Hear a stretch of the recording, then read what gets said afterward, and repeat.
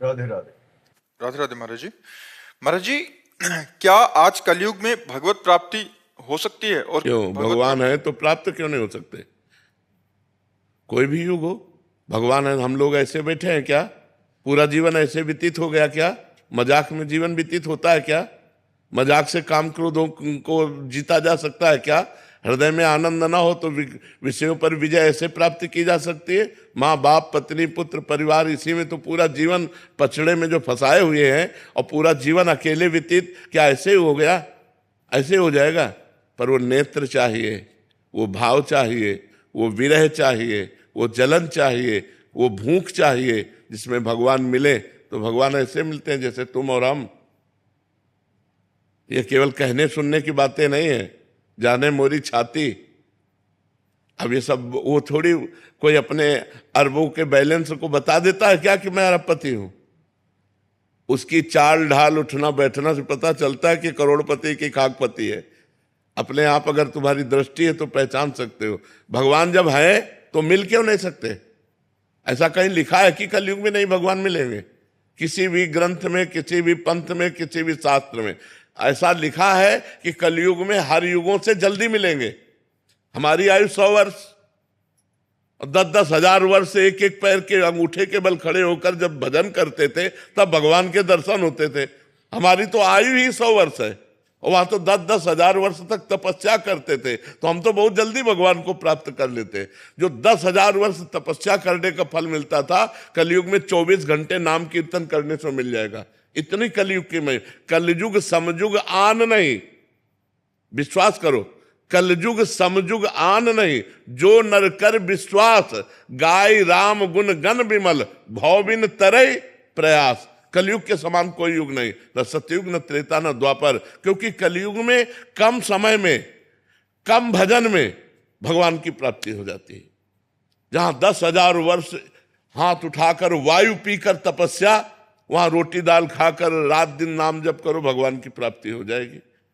बिना भगवान की प्राप्ति के जो संत महात्मा जन है, जो सतमार्ग के पथिक है, वो ऐसे जी रहे हैं क्या?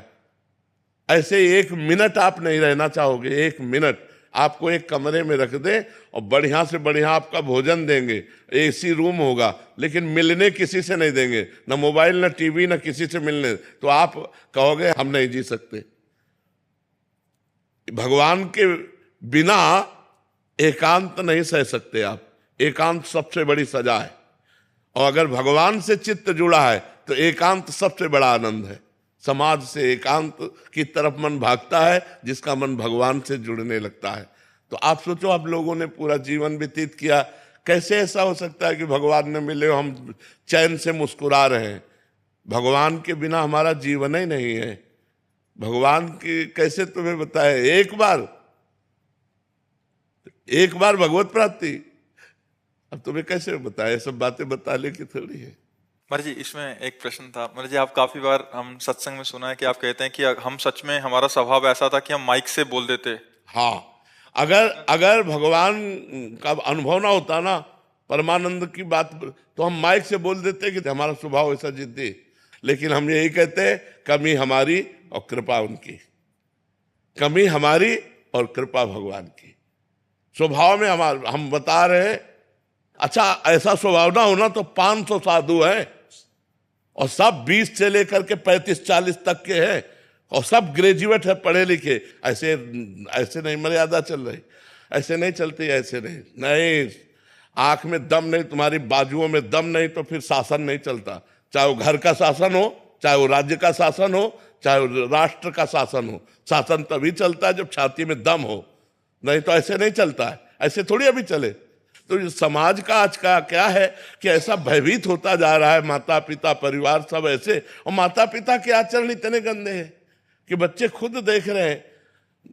कल ही प्रश्न हुआ तो ऐसे जवान बच्चा, और कह रहा था मेरी माँ किसी से गलत संबंध करती हूँ, मैं जानता हूं, अब मैं क्या करूं।